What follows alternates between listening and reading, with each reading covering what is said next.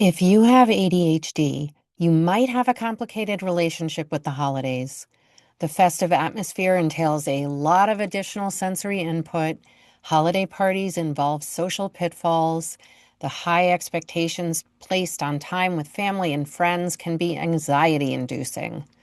Altogether, I used to find this time of year the perfect storm of overwhelm, exhaustion, and even meltdowns that made forming happy memories seem like an unrealistic goal at best.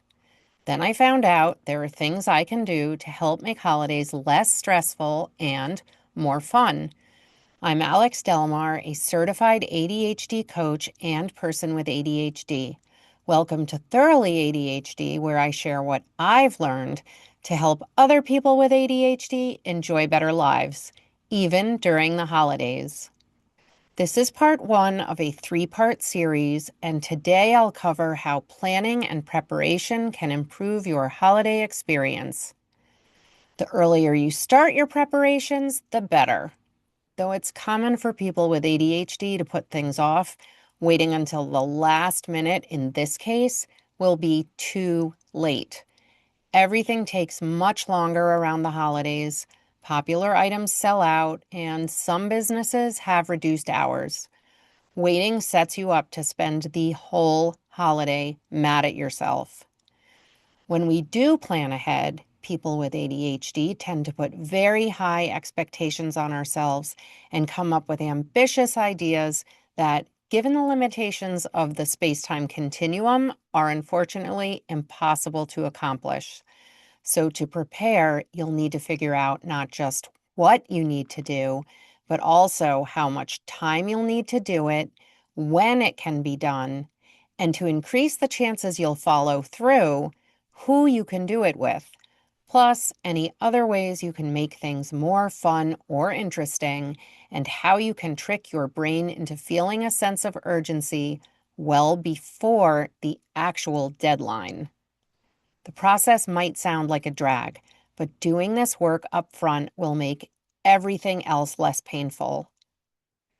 You'll want to stick to your normal routine as much as possible and work any additional responsibilities and events around it. Be realistic about what you can accomplish in a day and leave some flex time. It takes a little practice, but you can get there.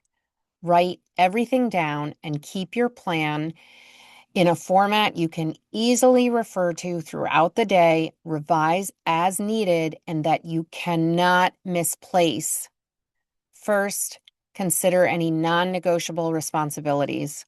For instance, at your job, do you only have 3 weeks instead of 4 to complete all your usual work? Remember to budget time for all the associated tasks of something like attending the office party, which might also require you to provide a covered dish, purchase a grab bag gift, and come up with a festive outfit. By the way, if you have any special clothes you expect to wear during the holidays, your planning period is the time to make sure they still look good. Once you've covered your must-dos, develop the rest of your schedule with an eye toward enjoying yourself over the holiday while conserving resources to avoid burning out. Think about what is most meaningful to you. Who do you really want to spend time with? Which traditions are the most important to uphold? Do you associate certain foods and events with this holiday? What seasonal activities do you most enjoy? Concentrate on making these things happen and politely decline to do anything else. Otherwise, you're choosing to give up things you love in order to spend time and energy on stuff that does not matter. Of the things that are important to you, choose the best one or two examples and relish the experience. For instance, visit the best festival in your area instead of racing through them all, trying to hit every one in the county. If you have been trying to do everything by yourself, stop it. Hold on to the tasks you enjoy doing and the ones it's important to you be done a certain way. Look for shortcuts to lessen the time and effort required, such as limiting gifts or doing the bulk of your shopping online. Delegate as many things as possible. Instead of preparing the entire dinner, plan a potluck, or order the main dishes catered, or just gather for dessert.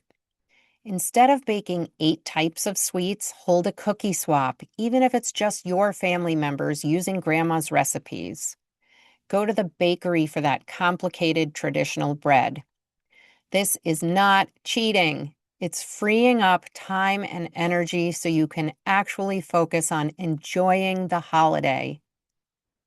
If you are a person who usually lets another member of your household take charge of everything, stop letting them bear the burden alone.